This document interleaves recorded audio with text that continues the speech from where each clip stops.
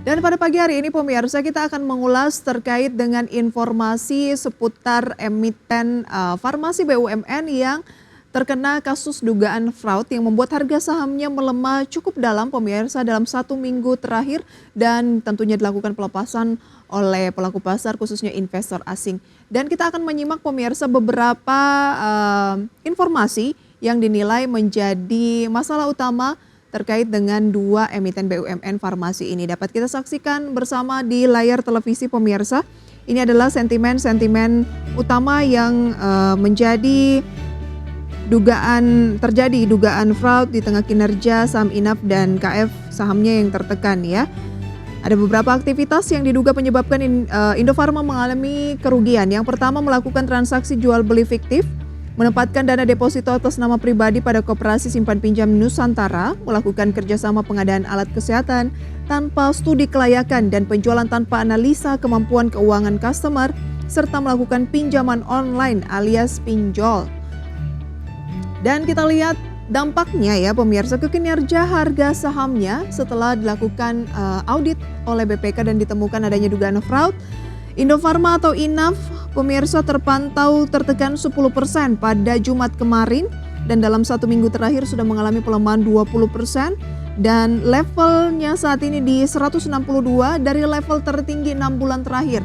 Jadi bisa dibandingkan ya level terkini dan tertinggi 6 bulan terakhir yaitu 162 dan tertinggi 6 bulan terakhir itu di 725, pelemahan yang sudah cukup dalam ya. Kemudian ada Kimia Farma atau KF turun 4% pada hari Jumat. Kemudian dalam 1 minggu mengalami tekanan 18,5% kalau diakumulasi ya. Kemudian berada di 595 untuk level terkini atau posisi harga terkini. Dari level tertinggi 6 bulan terakhir sempat di 1935. Ini akan menjadi topik utama kita pada pagi hari ini berbincang melalui video conference pemirsa bersama dengan narasumber kita ada Sulistina Primalsuci, Head of Investor Relation Mandiri Utama Sekuritas. Mbak Sulis, apa kabar? Ya, kabar baik Mbak Prisa. Selamat Terima kasih. pagi. Selamat pagi, terima kasih sudah bergabung pada pagi hari ini. Mbak Sulis, yang paling hangat ya pekan lalu adalah tentunya dugaan fraud dari dua emiten BUMN kita ini, farmasi BUMN. Bagaimana Anda melihat dampaknya ke sektor kesehatan begitu ya? Karena kalau kita lihat Kalbe Farma justru kayaknya menjadi peluang nih di tengah pelemahan kedua emiten farmasi BUMN ini dan menguat 5 hari berturut-turut atau 1 minggu penuh. Bagaimana tanggapan Anda? Oke, ya kalau dari sisi sektor farmasi yang BUMN ya memang untuk Inaf dan juga KF ini adanya dugaan fraud itu cukup mengkhawatirkan karena memang menimbulkan kerugian bahkan dari sisi pemegang saham maupun dari sisi negara itu kerugiannya mencapai ratusan miliar gitu. Ini tentu menjadi fokus ya dari pelaku pasar, makanya kenapa banyak yang melakukan aksi penjualan di saham Inaf dan KF dan seperti tadi Mbak Prisa jelaskan itu penurunan harga sahamnya sudah cukup signifikan dari level tertingginya. Lalu bagaimana sih untuk rekomendasi ke KLBF? Apakah memang ada alihan ya dari investor beralih ke KLBF itu memang karena dari KLBF sendiri selain dari sektor industri sektor farmasi lainnya, KLBF ini yang masih mencatatkan kenaikan laba di kuartal pertama di tahun 2024 ini. Terus juga dari KLBF ini menunjukkan adanya penguatan dari sisi cash gitu karena setelah berhasil melakukan buyback senilai 1 triliun rupiah gitu. Jadi ini yang menjadi penguatan untuk di KLBF sendiri gitu. Jadi dari sisi industrinya itu memang sedang tertekan beberapa saham-saham BUMN-nya, tapi dari sisi masing-masing emitennya KLBF ini yang cukup kuat dari sisi kinerja keuangannya. Oke, karena ada sentimen kinerja keuangan yang juga Anda katakan masih cukup kuat, kemudian mencatatkan kinerja laba lah ya di kuartal 1 ya, kuartal 1 2024 ini ya. Betul. Dibandingkan yang lainnya, makanya Ya, ini dijadikan momentum untuk melakukan pembelian di saham Kalbe Farma ya. iya. Oke, dalam 1 minggu terakhir net buy asing mencapai 35,98 miliar rupiah di pasar reguler. Menguatnya itu sebenarnya sejak tanggal 3 ya, Senin sampai dengan Jumat ini kompak semuanya hijau di tengah Inaf dan KF gitu ya yang justru turun terus. 1.600. Bagaimana rekomendasi Anda untuk Kalbe Farma, khawatirnya ini ada hanya euforia sesaat karena dua emiten farmasi BUMN lagi terkena kasus dan dilakukan penjualan masif sehingga hanya beralih sesaat ke Kalbe. Anda melihatnya bagaimana? Meskipun tadi Anda bilang bahwa Oke. kinerjanya oke ya. Iya, betul. Jadi kalau untuk KLBF sendiri mungkin teman-teman investor bisa manfaatkan untuk short term terlebih dahulu ya. Karena kalau kita lihat kenaikannya juga sudah cukup signifikan. Seperti yang tadi Mbak Prisa sampaikan, itu kenaikannya sudah dari pertengahan Mei lalu gitu. Dan kalau untuk melihat secara teknikalnya, KLBF ini sudah tercapai area resisten EMA 200 gitu. Jadi untuk saat ini teman-teman yang mungkin punya dari harga bawah itu bisa mulai cicil taking profit karena dari segi tren ini KLBF masih bergerak dalam tren penurunannya dan selalu tertahan di area resisten EMA 200. Jadi untuk momentum dari penguatan kinerja lalu juga dari adanya sentimen negatif dari emiten satu industrinya itu bisa dimanfaatkan untuk short term terlebih dahulu, Mbak. Untuk short term saja terlebih dahulu di Kalbe ya. Iya, Oke, betul. baik. Terkait dengan sentimen adanya dugaan fraud di emiten farmasi BUMN ini, ada tidak peluang bagi yang belum memiliki, mungkin menarik untuk melirik saham mana, atau Anda merasa bahwa sebaiknya dihindari dulu, mengingat juga tadi Anda bilang Kalbe Farma ini sudah harusnya mulai cicil profit taking, cicil jual. Ya, untuk saat ini untuk di saham-saham sektor farmasi ya gitu, terutama mungkin di INAF sama di KF itu coba dihindari terlebih dahulu ya, mengingat ini sentimennya negatif gitu, nanti akan berdampak pada penurunan harga saham lanjutan. Lalu mungkin untuk di sektor farmasi lainnya, teman-teman investor masih bisa melirik di saham-saham lainnya seperti di SIDO, terus juga atau di PFA ya untuk trading pilihan teman-teman investor semuanya. Kalau untuk ALBF itu untuk short term selama masih belum breakout level EMA 200-nya mungkin itu bisa taking profit terlebih dahulu. Oke, Sido kan juga udah melambung 5 hari berturut-turut begitu ya, sama Iya. seperti Kalbe Farma tadi. PFA agak-agak selang-seling. Senin Hmm. merah, Selasa hijau, Rabu merah, Kamisnya hijau, Jumatnya merah lagi. Peluang apa yang bisa dimanfaatkan di Sido dan PFA kalau Anda katakan tadi Kalbe ini lebih ke trading aja?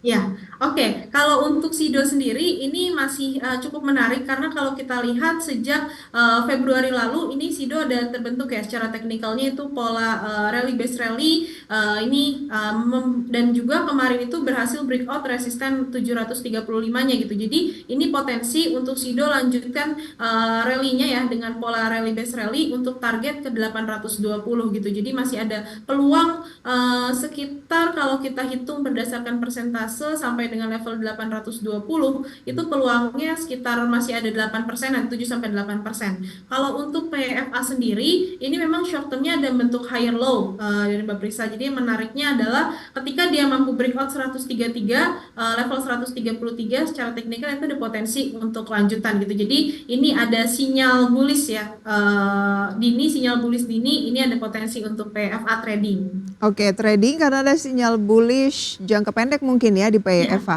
Dan betul. juga tadi itu rekomendasinya untuk Sido. Kalau Anda tertarik menyimak peluang di saham-saham sektor kesehatan terkait dengan adanya sentimen negatif dugaan fraud tadi ya. Oke, Ya, Mbak betul. Solis, nanti akan kita lanjutkan untuk rekomendasi saham pilihan dan juga kita akan menyaksikan nanti pemirsa seremoni IPO dari PT Benteng Api Teknik Tbk Live dari Menhol Bursa Efek Indonesia. Usai jeda tetaplah bersama kami di segmen Market Buzz. Kembali berbincang bersama dengan Sulistina Primasuci, Head of Investor Relation Mandiri Utama Sekuritas. Mbak Sulis, kalau kita lihat dari pembukaan perdagangan pada pagi hari ini, indeks harga saham gabungan masih melemah ya, tipis 0,2% di 6.884. Tapi menyoroti ke pergerakan indeksnya nih, bagaimana tanggapan Anda di 6.800-an saat ini? Oke, mungkin kita untuk melihat posisi IHSG ini memang masih terus melanjutkan pelemahannya ya setelah breakdown support 6970.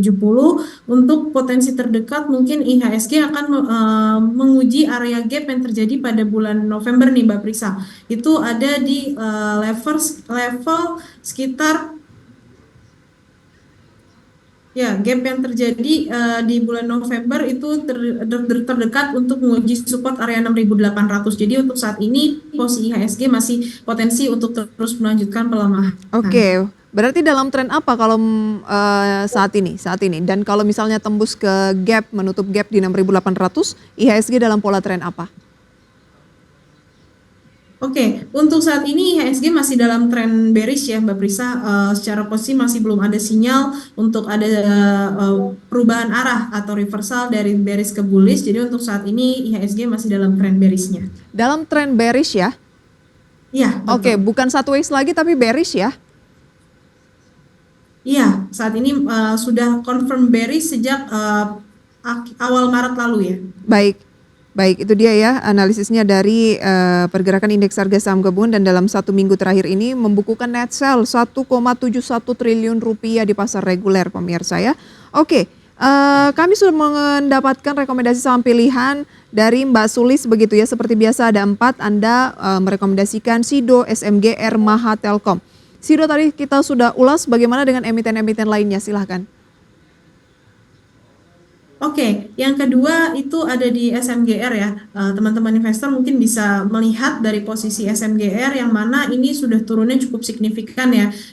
Sejak keluarnya berita terkait keluar dari indeks MSCI, SMGR ini turun sampai dengan lebih dari 40%. Dan untuk saat ini SMGR udah ada sinyal rebound sejak tanggal awal Juni lalu. Dan untuk posisi saat ini potensi ya untuk swing karena berhasil breakout untuk moving average periode 5 dan juga periode 20. Untuk terdekat target masih ke level 4.700 ya swing. Jadi masih ada potensial upside sekitar kalau kita hitung masih ada potensial upside sekitar 15% dengan pembatasan resiko di level 3.800 ya untuk SMGR sendiri. Berarti jangka pendek saja ya, swing trading aja untuk SMGR ya. Ya, Tiga, untuk swing trade terlebih dahulu. support 3.800 atau stop loss di 3.800, target 4.700.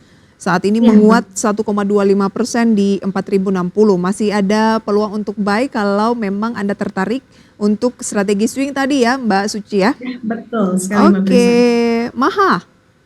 Oke, untuk Maha sendiri ini yang menarik adalah dari segi short term trendnya ya itu ada dalam uptrend channelnya berhasil ya rebound pada posisi support 220. Jadi untuk potensi terdekat itu ke level resisten 260 dengan pembatasan resiko jika breakdown di level 220. Jadi masih ada potensial upside sekitar kalau kita hitung masih ada potensial upside mungkin sekitar 10 sampai dengan 14%-an ya untuk Maha. Oke. Ada level cut loss 220, 260 sebagai target terdekat Iya, buy untuk betul. Maha ya. Telkom. Iya. Kenapa Telkom dari sekian banyak emiten blue chips?